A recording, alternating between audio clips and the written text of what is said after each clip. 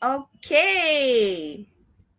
Hello, everyone, and we are live. Welcome to the Despise Girls. Well, two of Yay! two out of three, no? So Emilia is recharging her batteries nowadays, and I think it's a good thing, no, that she's learning to listen to her body and also taking care of herself because Yeah, I we're think it's a here very for the long important. haul.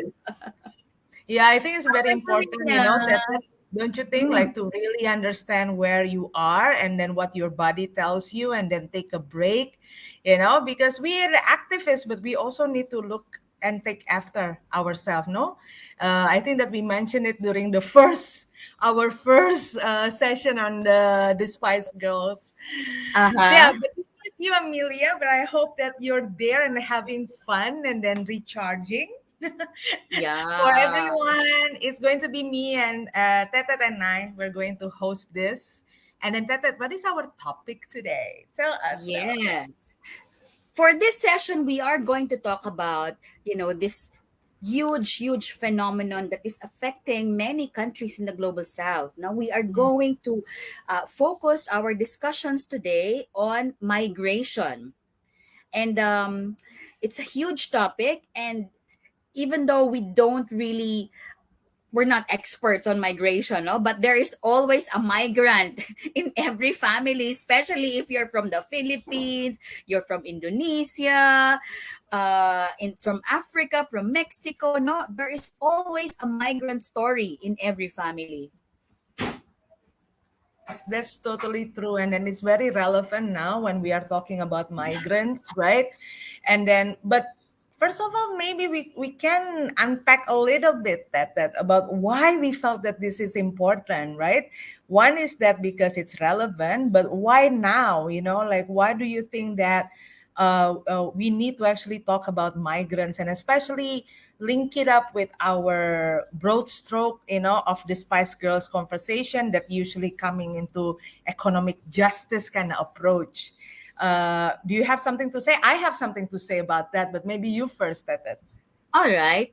So, we're talking about migration today because just last week or a couple of days ago, um, Mm. the International Migration Review Forum was held in New York. No, you can see that in the caption there in our screen. It's the IMRF. It was held last week to assess the progress of the Global Compact for Migration. So we're already introducing a lot of these terms, no? The Global Compact for Migration, or GCM for short, no, which was approved as an intergovernmental framework that would guide migration governance. So huge words already, no? So officially, that's what happened last week. And I think it would be good for us to really try and unpack, no, what was this IMRF? What is this Global Compact for Migration?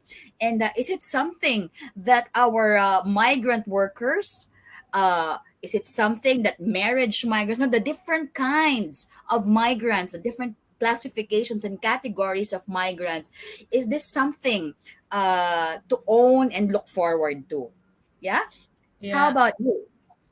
Yeah, and I know that also that this IMRF, the International Migration Review Forum, is happening every 4 years, right? And then it's really looking into the progress, just like what that said, from the member states, about their compliance with the Global Compact for Safe and Orderly and Regular Migration.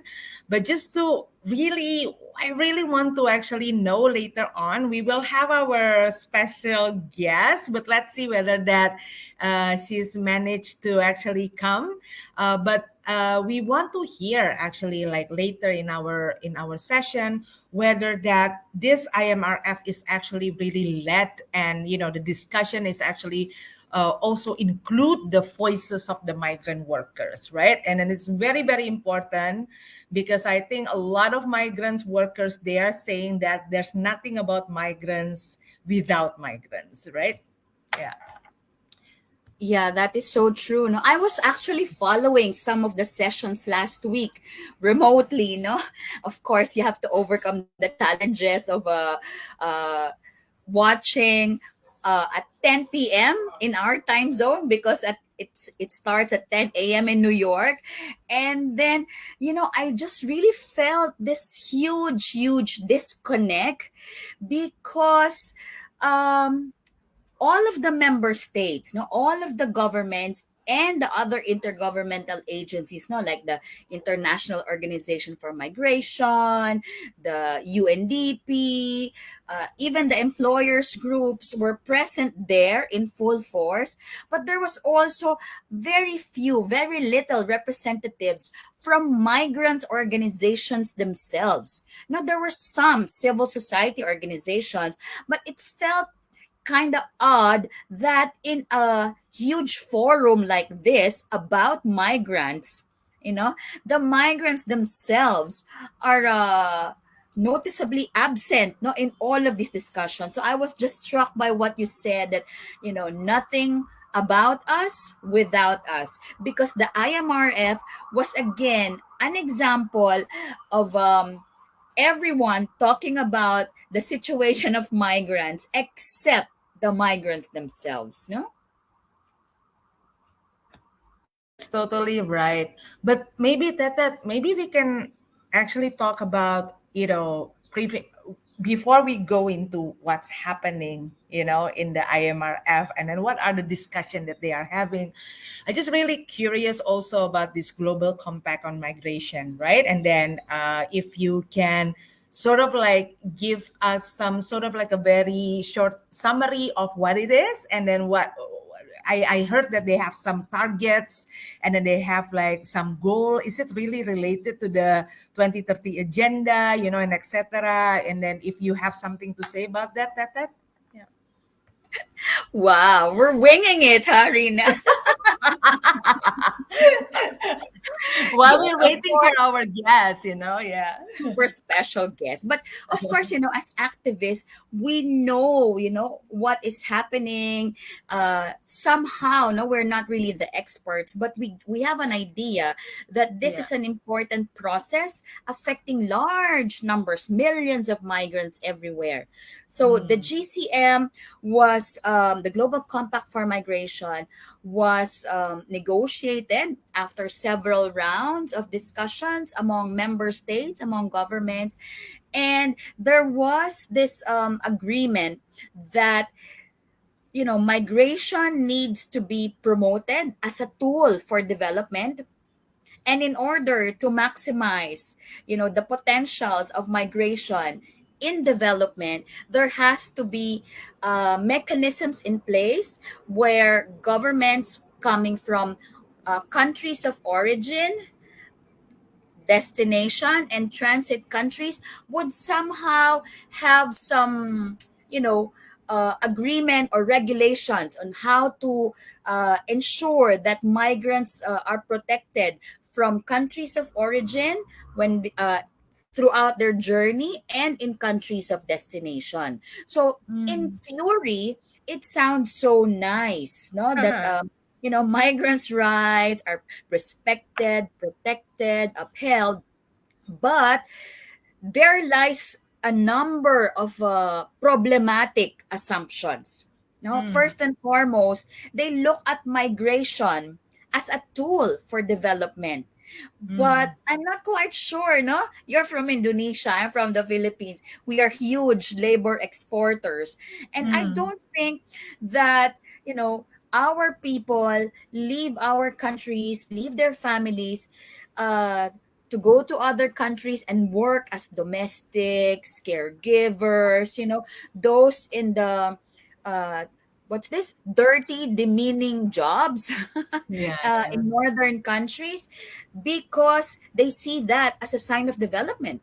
Now, on the Mm, contrary, people are actually forced not to leave because the situation in our own countries, in our own communities, is is bad. No, there's no yeah, that's true. livelihood, there's Mm, poverty, there's no social protection. So people are forced to leave their families in search of livelihood that would be able to support their families back home. So that's already one thing I could not reconcile. No, migration is seen as a tool for development, and of course they say that migration has a lot to do in the success of Agenda 2030.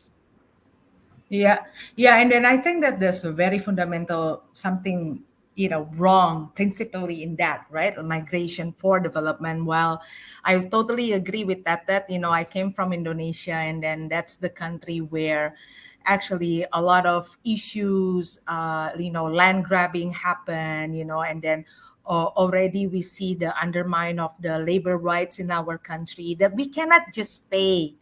People cannot just stay in the country to able to survive, right? And then there's a lot of push coming from the neoliberal policies that affecting out the country, especially for those from the global south, and then make us need to actually move and separate it from our family, and then stay in another country, right? And then I think that that is also very wrong to actually look at how this migration is actually giving profit, through the development. In Indonesia, we have what they call, what do you call it? Like migrant workers is a hero of remittance. It's a hero of national income. So they put it as if, migrant worker is very, very, like in the high position because they are a hero, Yeah. but they've done nothing actually to actually protect migrant workers' rights in Indonesia, right? That goes uh, in many countries in the global level, right, and also in the world. So there is also a big problem in relation with that, and I think that a lot of migrant workers group is actually also keep on saying that for many cases migration is not by choice but is Hmm. actually force, and then Yeah. there's a Forced push factor migration. of the migration that is happening. We talk about land grabbing, access and control over resources, the inavailability of job in the national level, but also we have other things. No, we have now the issue of climate. There's a climate Yes. Mm-hmm. migration, maybe that we can talk about that later on. But also Uh-huh. there's this issue of conflict. There is also push again, people outside of the country. So it's very, very, broad issue that we are talking about right now. And then when you're talking about 2030 agenda, I'm just thinking about it because it's always been said that the what is the name of the outcome document of the 2030 agenda, that is actually in the 2015 that we adopted, right?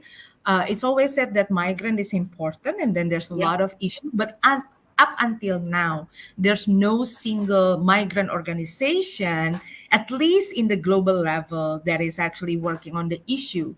And then we actually really need to ensure that we have that kind of voices Mm-hmm. there, the HLPF and etc.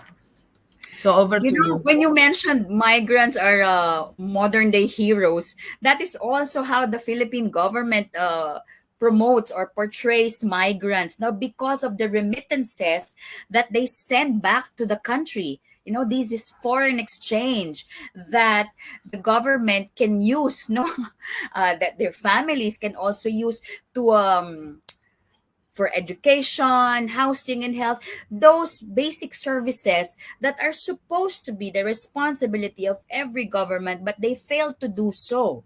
No, so it's a whole different topic. No, it's a huge topic, but I think since the 1970s, Indonesia Mm, and the Philippines have adopted a labor export policy because they say that our people are so good, we're so we work hard, we speak English, our training has been conditioned so that makes us very attractive to the international labor market. So since the 1970s, Philippines and Indonesia are just it's a contest who is number one, who is number two, as far as labor exports is concerned. No, but in reality, our migrant workers are not heroes. No, they are actually slaves, because as you said, no, migration should be a choice, but for many of our people, migration as a means for survival. No, so they are forced, they are pushed. Well, last week I was hearing what are the drivers of migration. No, they make it sound so technical that socio-economic conditions. It seems so divorced from Out when you there, talk out about there. landlessness, when you talk about poverty, and now even climate displacement. No, people who are forced to move from rural to urban, or Yeah, from crossing the border because of sea level rise, yeah. because of drought, no, because there's nothing left anymore in their own community, so they have to move and in search for uh for survival. No, so it's not really as if people just want a better life.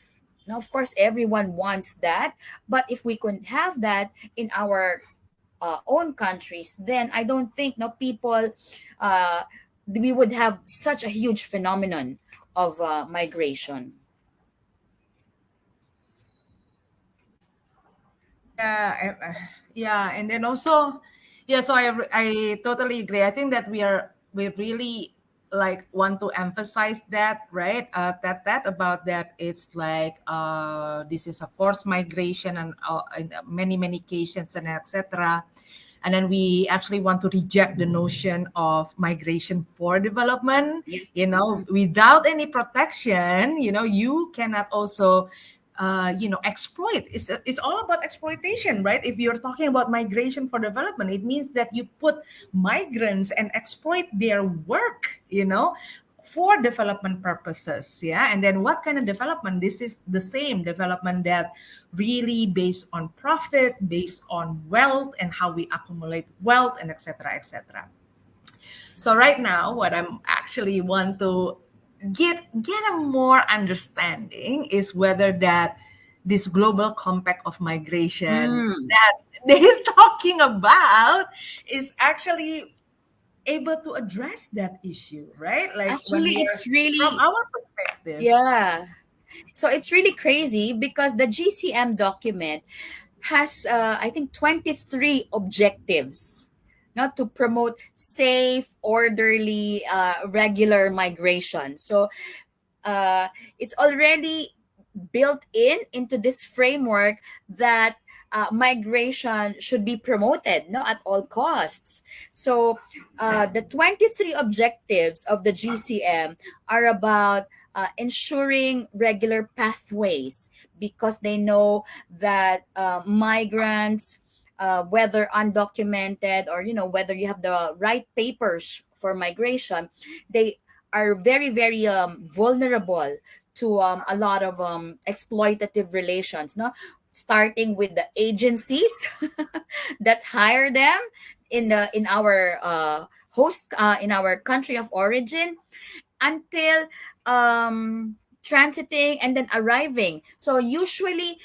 they have work contracts here when they leave, but it's not being recognized, or they would be given a new contract when they arrive at their country of origin. So it's already totally different, no. Instead of earning so much, they would earn less. Instead of guaranteeing that they have time for rest, they have time for personal for their own pursuits, they are practically tied to the employers, no, including, for instance, live-in arrangements. A lot of our migrant workers work as domestic helpers, for instance, in Hong Kong, in the Middle East. This is usually a live-in arrangements, no. So it means migrants are there in the household of their employer, working from 4 a.m. up to 12 midnight or 2 a.m., and then they are not given the adequate space not to rest and eat properly. So a lot of things are happening that supposedly the GCM recognizes it's happening and that they want to solve it. So it sounds nice, but I'm not quite sure, no, because the migrants organizations are questioning a lot of the things that governments from countries of origin and governments in destination countries are doing that are not really, or that are violating the spirit of the GCM. Yeah. Mm. So 23 objectives. And if you hear the discussions last week, all governments are saying that, yes, we would like to uphold migrants' human rights. We want to uphold decent work, etc., etc.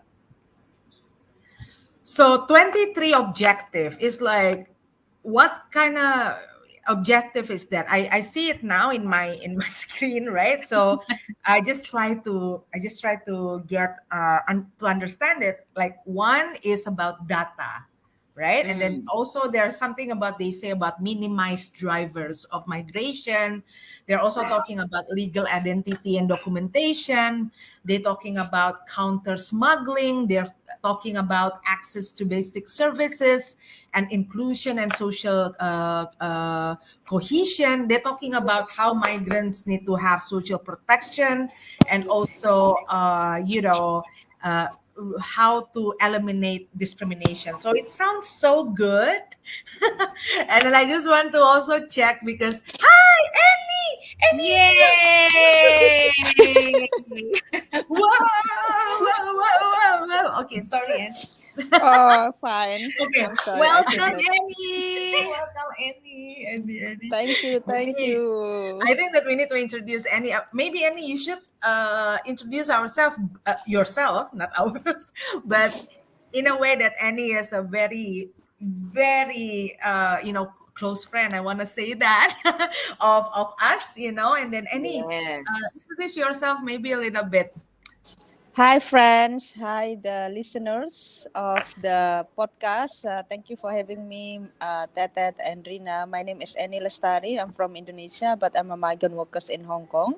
And I'm the current chairperson of International Migrants Alliance, which is global alliance of Woo! grassroots migrant immigrant refugee community. And I'm now in Netherlands. Part of the visit is to meet some of the immigrants groups in Europe. So welcome, Annie. You were Thank at the you. IMRF last week, and Rina and Yes. I were just talking about, what happened at the IMRF. So the little knowledge that we know about the Global Compact for Migration, the Uh, 23 objectives, and I was also telling Rina that I was following some of the proceedings last week virtually, mm, and mm, all the governments are saying that they uphold migrant workers' rights. mm. They're so proud that migrants have access to vaccination regardless of immigration status. Oh, see, I was listening to all of those discussions. You I are also very passionate listener, like that. I don't I don't. know I lose. any. I lose my temper. I lose my Do you temper. believe any of those? That's another question, of course. That. Yes. So Yeah. what's your take on the IMRF? Well, the meeting itself runs for quite long. Yeah, I think from the 16th to 20. It starts with the CSO multi-stakeholder meeting. So you see, like there are 200 or even more than 200 CSO coming from different part of the world, discussing how to engage with the IMRF, especially how to influence the decision in the first IMRF.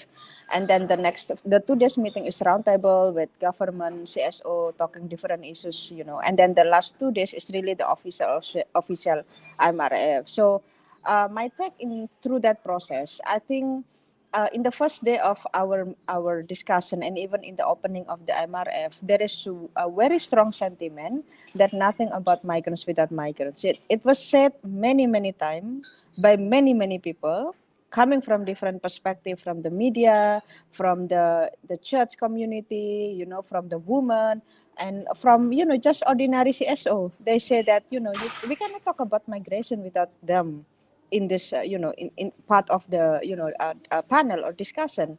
So there is that very strong even I was not the main speaker in all of this platform, but then the nothing about migrants without migrants has become the song of the days.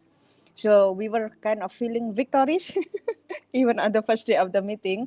And IMA brought in around 12 delegates, but also from APWLD, from CWWM, and some of the church supporter from the USA. So, and we were very happy because in the CSO multi-stakeholder, 8 of us were able to speak without, like knowledge of confirmation, So at least 8 of us are speaking the same, tune that they represent seafarer, domestic worker, woman migrant. But everyone is saying that, you should include more grassroots migrants in this panel because again and again, we witness how difficult it is to access CSO accreditation to join the IMRF, and plus we don't get any final confirmation until the end of the until the last minute, and then none of us get UN support. So we kind of criticize how you will expect this IMRF to be more inclusive when the grassroots do not even have access. Even when we are able to access, doesn't mean you can get the support. So this is one of the very critical critic that we tell to the CSO, UN Migration Network, the one who is behind all this organizing team. And then another thing that we express to them is that the selection of the speakers are not very, very transparent. Like we do not know who decide on who. Unlike in my time when I spoke at the UN in 2016, there was like selection committee, collectively decide. There were like 400 applicants, not only myself, man. I was like one of this 400. But out of this 400, there were like, I don't know how many was selected, like maybe 10, 11, or even 15. And out of this number, the president of the Global Assembly, or president of the General Assembly is the one deciding. But at least you are accountable to the people that you are selecting. But this time, one of the critic, even among CSO world, we do not know who decide for who. Why these people are talking and not the other part. This kind of question is still become very prominent in the migration discourse in the United Nations. And I think this is one thing that us in Asia Pacific, I believe we should play a very critical role of pushing this more democratic and transparent space within the UN. I mean, like we, the grassroots, do not have any accreditation. We don't have ECOSOC status. Like, how can we even have this easy access to insight? No, but at least one of the political achievement is that everyone, regardless who are speaking on the panel, said nothing about migrants without migrants. And in the opening of the actual IMRF, the chair of the IOM and other UN people, they are reiterating what we said. The migrants should be the main people talking about their life in this discussion. So now, in our advocacy during this 4 days meeting, we are putting a little bit more higher demands. Okay, now you recognize that migrants, grassroots migrants, should be the main people within this discussion. Now the question, how? What are the process? What are the mechanism of the engagement itself? So far in the past 4 years, there was none.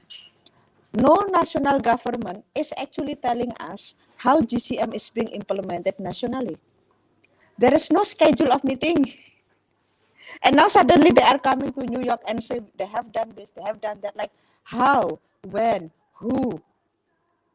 So I think the issue here is really accountability. Yep.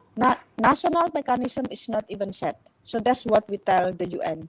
Unless you set the mechanism, then there is no engagement. Then there's nothing about migrant without migrants become just a language. It's a word with no meaning. Because in the end of the day, we do not even have the platform of even talking to the government. So this is what we tell them. Sorry, I'm quite emotional when I remember. Yeah, it's okay. It's okay. We need to be that, being Despise Girls, we need to be emotional, and then it's really, really an important issue.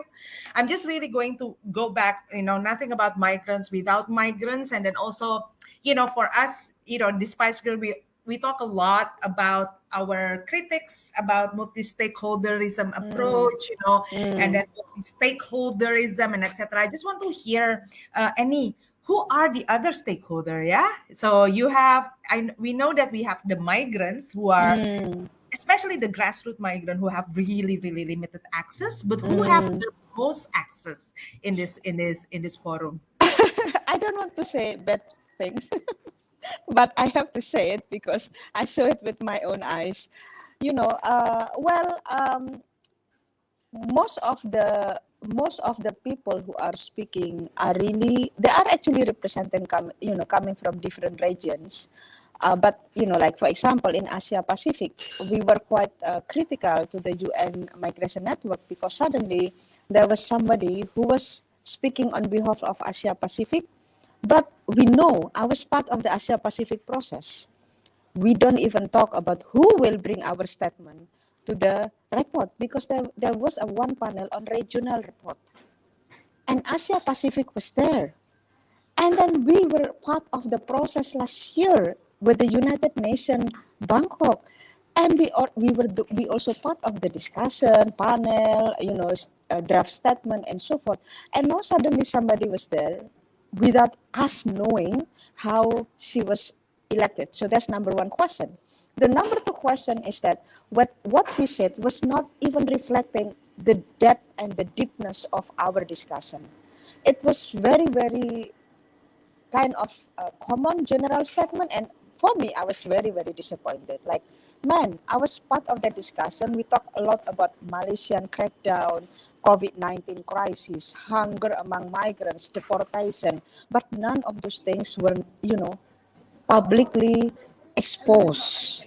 So I was quite upset with that. So this is at least in Asia, and I don't know with other part of the region. They actually, some of our friends in Brazil even said also, I have no idea, like why she was even there, like who nominated them. So I think there was this kind of hidden secretive selection process that I think we expressed this to them publicly, that this is very untransparent, undemocratic, and this is really, this is against our inclusive principle and democratic process principle. We already criticized this many times, and somehow there was some progress in migration with 2016 with the SDG 2015, and now I think UN goes back to the old practice, which is everything is just among themselves, by themselves, and we are just listener. So even the main speakers of the CSO, there was one youth and there is one, person coming from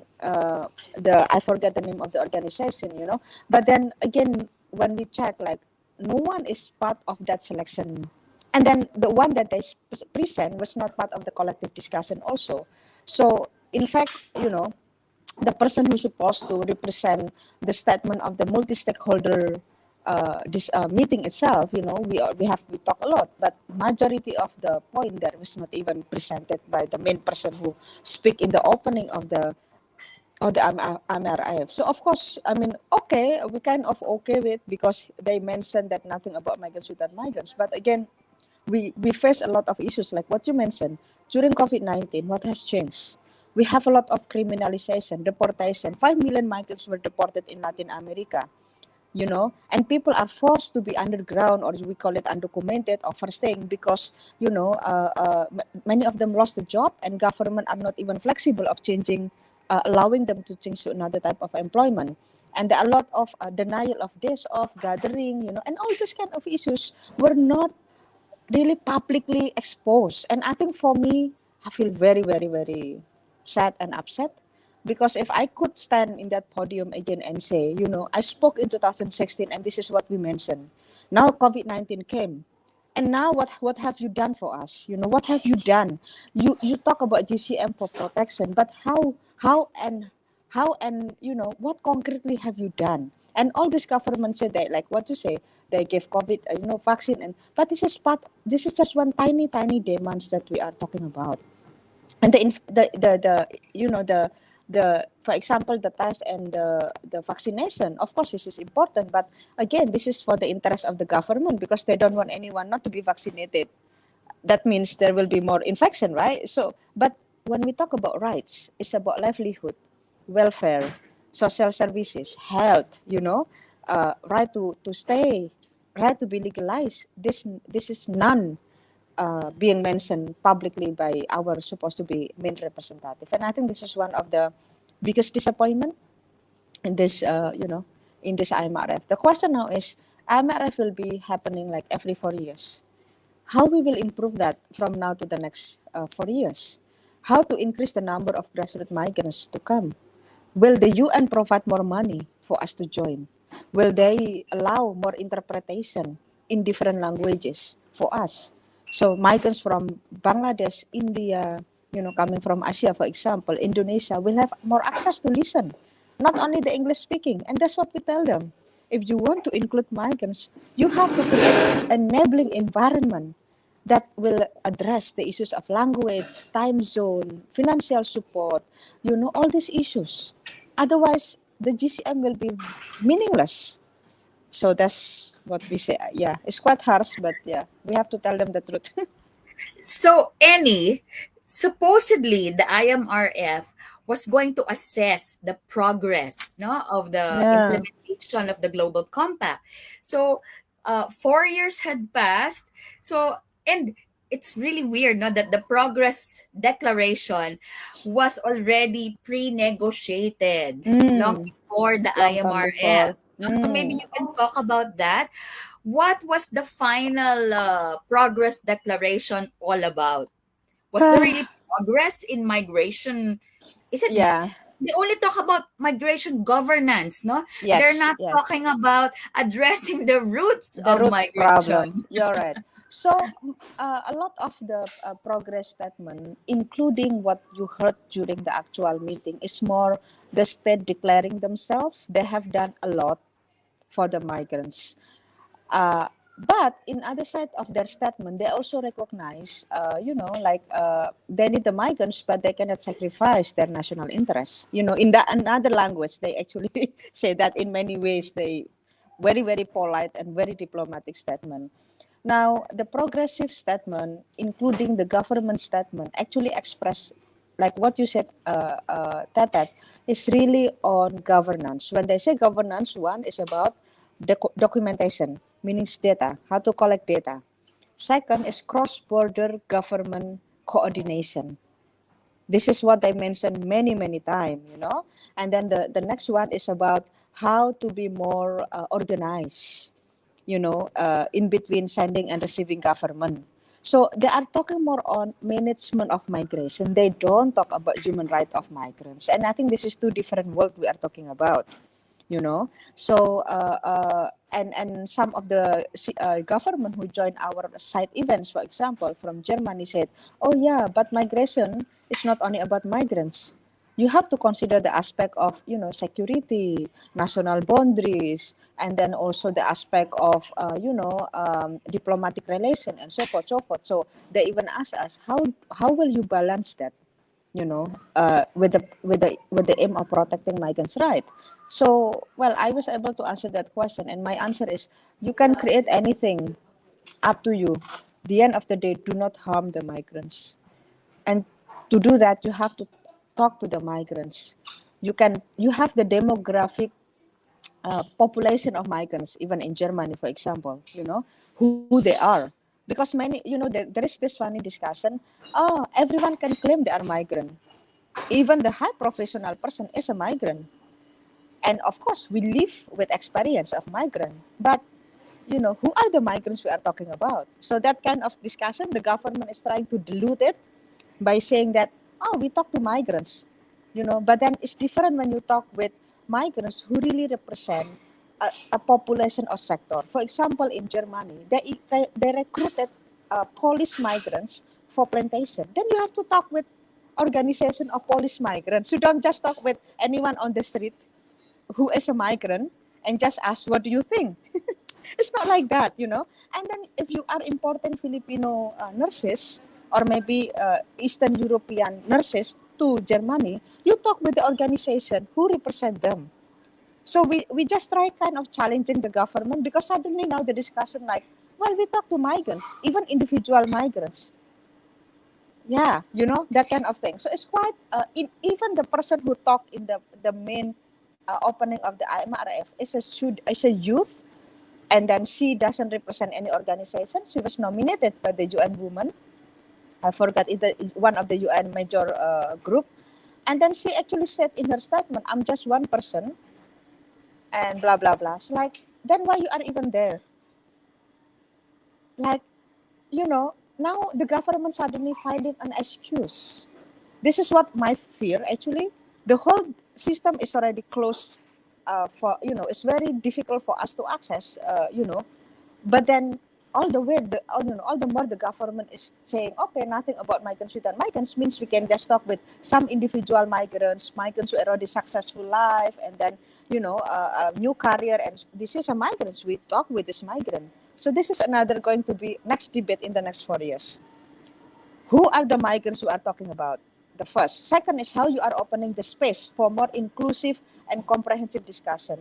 We even tell the United Nations and government, you talk to as many as migrants organizations as possible. Because in one country, there are many of them. And within one sector, there are many nationalities. We want even you to include all of them if possible. Why? Because each one of them has their own particularities. So talking to Indonesian in Hong Kong is different with talking Indonesian in Taiwan. And Indonesian in Taiwan in caregiver is different with Indonesian in factory workers. So how can you actually exclude, right? And it's different with Indonesian and Vietnamese, something like that. So we also want to challenge the government, because now they suddenly said one person, a migrant, a former migrant, is enough to represent all migrants. It's not. So this is one thing that I think in the next 4 years, this is going to be so hot topic. But I think for IMA, our objective is increase the capacity of migrants to engage in the GCM. That's the only objective we have. The more people aware, the more people knows, the more people can demand accountability from their national government, host and sending, the more government cannot run away from us. I think now the government try to avoid us by not meeting us, or just officially create statement on, like a fake consultation, which is not even consultation, and then they claim they already done things for the GCM. So the next 2 years, our target is do more training, national training, and make them demand their government to create a mechanism for the GCM engagement at national level. The third year will be regional. So Asia Pacific will need to play more role in terms of pushing this. We are trying to coordinate with Latin America too, and the African, to make sure they also are educated about GCM and also engaged. And I think the difference this time, Asia Pacific is well prepared. So many training organized by APMM, APWLD for the grassroots leaders. So when they come, they know what is GCM. It's not like, what is GCM, So, but another part of the region, we acknowledge they are really left behind. There is no NGO educating them about GCM. So again, GCM is just a business in the end of the day. And that's one thing that we want to challenge. So then with this kind of knowledge, then there will be more reform within the process, the mechanism, but also the content of the next IMRF. Wow, that is so comprehensive, Eni. Huh? And we just asked you one question. No, what's your take on the IMRF? Sorry. We don't have the question anymore. But We don't have a question. Yes. I have a question. So I've been hearing about what you said, right? About some key messages that the grassroots migrants have been putting forward. One is nothing about migrants without migrants. You also mentioned before about, ensuring health, aid, job, and justice, right? For all the migrants. And then you mentioned about undocumented migrants, and then how we need to stop criminalization and legalize undocumented migrants, right? So there are like some message like that, but like I don't know whether that I can have hope in the how that kind of message able to be integrated in the what do you call it again, progress declaration, is that the outcome document's name, right? Any outside activities that the migrants have been doing, aside from the UN engagement? And then I heard that they are, so maybe you want to expound on that. Yeah. So I think, Rina and Maita, this is going to be another tension. I think when you even struggle for the SDG to include development justice language, it's like, battle, like life and death kind of battle. it's not only about the language, but I think they really don't want the consequences of that interpretation, because when they accept our statement means they have Any, to. who are they? Who are they? I The mean UN or the the government? government, Okay. but also I sense that there are really people within the UN process who try to help the government by not being more, critical to the UN system, so and the government system. So I think this is one thing that we challenge. So for migrants, I feel that we have two layer issues. The government is one big issues, but the UN who are being the gatekeeper, you know, to make sure that the CSO cannot really go up, in the equal position with the government is also there. So that means politically we cannot even challenge them in terms of their progressive statement, because the progressive statement was only sent to us weeks before the event. How you expect us to even put something there? And remember, even you say many things there, doesn't mean they will put there. Okay, that's why I my own reflection. Now the national process is the key to it, but then you have to make national organization of migrants. Even, for example, with Philippines or Indonesia, it's not only in Indonesia or in the Philippines, but the Indonesian Filipino migrants outside asking accountability of our own government is the key to it.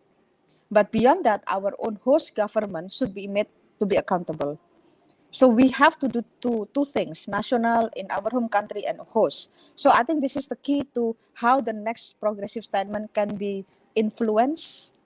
They still try to say no, no, no, no, but at least because we were already from the start part of the process, we can always say, we can always create our own progressive statement. And I think this is one of the part that we were not able to do because we do not know what is the process. We have been waiting for the UN to tell us what is the process, what are the stages, but everything is so vague, unclear, and in the end of the day you get no confirmation.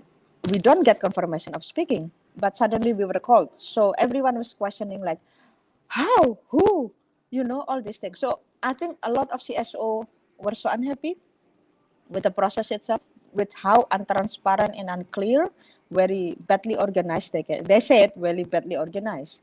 So I think this is one thing we want to change. But again, we cannot do anything with the progressive statement. For me, that progressive statement is another kind of hypocritical statement, who again will not address any of our concrete issues.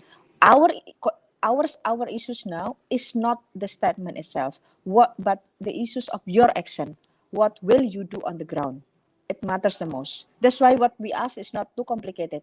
Create national mechanism for the migrants organization, NGOs, church, interfaith community to talk to the government in the framework of the GCM in the next 2 years. If this happen, then you can smile more. Of course, you will still not be happy, but at least every, like, once or twice a year, you talk to the government with the GCM framework. Yeah. So this is what we want to push. But again, in the end of the day of the meeting, there is no commitment like that. There is no, like, okay, we will do this national. Just do blah blah blah.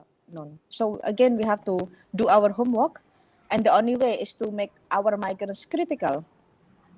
But to do that, a lot of training must be conducted at national level. Yeah, in different languages. So this is the challenge to it. That's why it's good that we were able to conduct some training last year and early this year on the GCM. Now that people will be the trainer, national trainers in the Yeah. next round. Yeah. And I have one question. I hope you don't mind. I know you're rushing no, for Yeah. meetings, but I also heard at the closing plenary that there is an establishment of the Migrants Multitrust Fund. What is that Mm. going to be for? No, and I hear, rich country governments are so proud of themselves. We pledge blah blah Mm. million, Mm, blah mm, mm, blah mm, million. mm, So mm. is it going to be a fund for the migrants themselves? Well, I hope so, but I believe not. I think this fund, yeah, I need to get clarification with UN system. How do you want to release the fund? But again, the fund is a joint fund. It's not like the UN bureaucrat can just decide. they should get the consent of all this government. This is where the fund goes. But as far as my understanding from all this series of discussion, it will goes to the documentation. They talk a lot about database, how to have a documentation of migrants, including the undocumented migrants. And I don't know how they will do that. This is one, but this is scary, yeah, because when you talk about documentation, practically there are more control to where you Yeah. stay, where you work. You cannot have mobility. Even during COVID-19, our biggest issue is mobility. And right to work and right to change employment is a big issue. So again, we feel that this become another control mechanism. So the second is about cross-border coordination. I believe they will call a lot of meeting between government to manage migration cross-border, within Europe, across a different globe and so forth. So I think this is where the money will go mostly. The question that we want to pose, actually, we want to have more discussion with UN Migration Network for the next 4 years IMRF. I think as early as now, we have to talk to them. We should not let them do whatever they like, right? We want to Yeah, know what is your exactly. plan. What is your plan? Be clear on the table. What is your plan?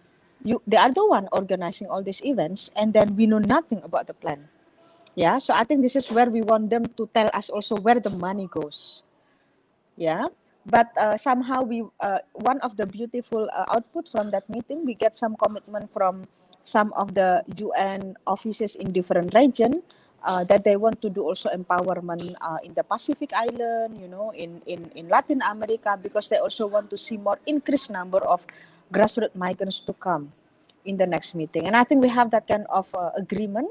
So now the important is how we create that more a stronger relationship with this small UN bodies who actually support our call. But again, the trust fund is a big issue. I don't think so they will even release it for us. I don't think so they will use it for education on GCM for the grassroots migrants. I believe not. Yeah. Okay, who was that? The small UN bodies that supportive, like if you're I forget the name, Rina, but at least we have set event with FPWLD, for example, with FPMM, and another one that I forget. Sorry, I'm not very good with names, but this is the people who are either in the INGO or some of the, uh, you, um, the UN in Geneva, who is, doing only little part in their part when it comes to migration, but they agreed that migrants should have more meaningful participation. Okay, this is the new language, meaningful participation. So when we have decided even with FWLD, what does it mean with meaningful participation? And our statement, in my position, we have two. One is increase the number of grassroots migrants in every discussion. It's important. Without that, then there is no meaningful. Quantity matters in this kind of, because more people speak these issues, then the more influence you can make. But the second is the output. You can talk a lot, but if the output is contrary to what we are already presenting, is another problem. That means you are denying the different issues that we are raising. So now how we are going to ensure two, but we cannot ensure number two without ensuring number one, right? The number two is a product of number one. Well-informed, educated, empower migrants on the GCM, and well-influence the number two. So this is why we tell them, this is how we want it to go in the next 4 years. We want more. We now brought 12 people. In the next round, maybe we bring 50 if we can. Why not? 30, 50, grassroots migrants. Then if everyone speak, practically we took the floor. Yeah. Yeah, and our IMA leader are very good. They talk to their government in in Europe, in Latin America. They engage, So each one of them are very very good. They really engage with their national government. Even New Zealand, from New Zealand, talk directly with New Zealand government. Oh, I never know that you are implementing GCM. That's the question. Yeah. Wow. So we see a new level of engagement now Yes. New coming from level. the migrants themselves, finding their own voice, questioning and challenging Mm. governments and international agencies and the UN agencies, no? Uh, about accountability, about transparency, about what is meaningful participation. So I think congratulations not to the International Migrants Alliance I felt so proud watching you from my laptop, and I would see, you know, Ewing, Ray, Mervin. So it's like, ooh, one after the other, all of the migrants Yes. are talking. So I said, yeah, Yeah. finally. But then when it came to the plenary session already, it's like, down there. See? But I know that you really tried your very best not to bring the real migrants agenda forward Mm, in that mm. space that talks about migrants' rights but does something else at Yes. national level. No, so Yes. we can all say nice words when they're in the Mm, UN podium, but at country level they do differently. No, so mm, Yeah. I think that is one huge takeaway for me, no, for mm, this IMRF.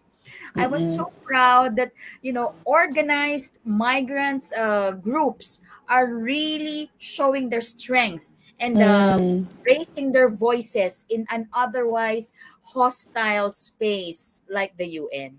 Yes, I agree with you. Very Power hostile. to the migrants. Woo!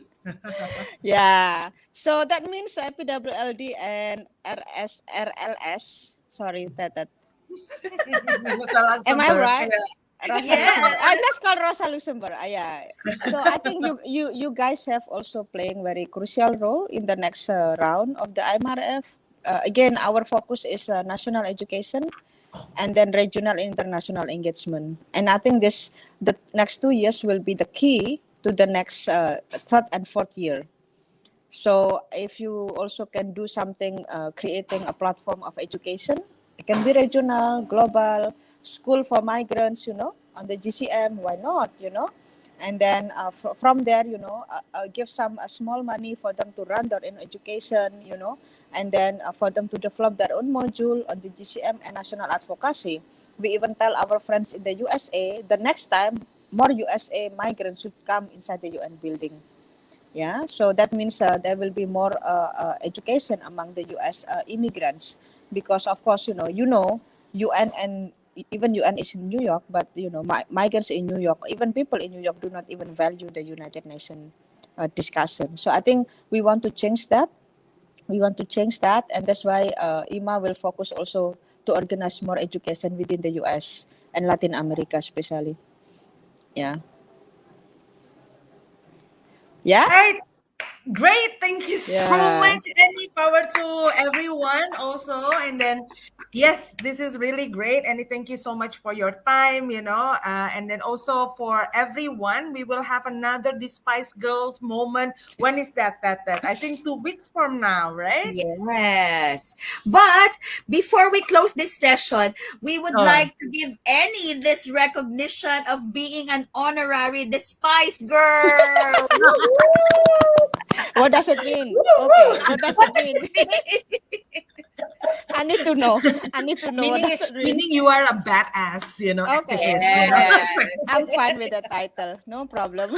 I'm happy with the title. Yeah. And we're growing, no? We're growing. The Yeah. Despise Girls Association is growing Is that globally. is that a new organization? Yes. It's a group, It's a a group. full game. Okay. Yeah. All Okay, right. guys. Well, So Thank thank I you have you so to so go. much, much, Thank you so Annie, much. for Bye bye. making Thank you, time. Rima and Tetet. Yes. And So we're also going to end and then see you all in 2 weeks' time. Thank you. Bye. Bye. bye. Bye. Bye.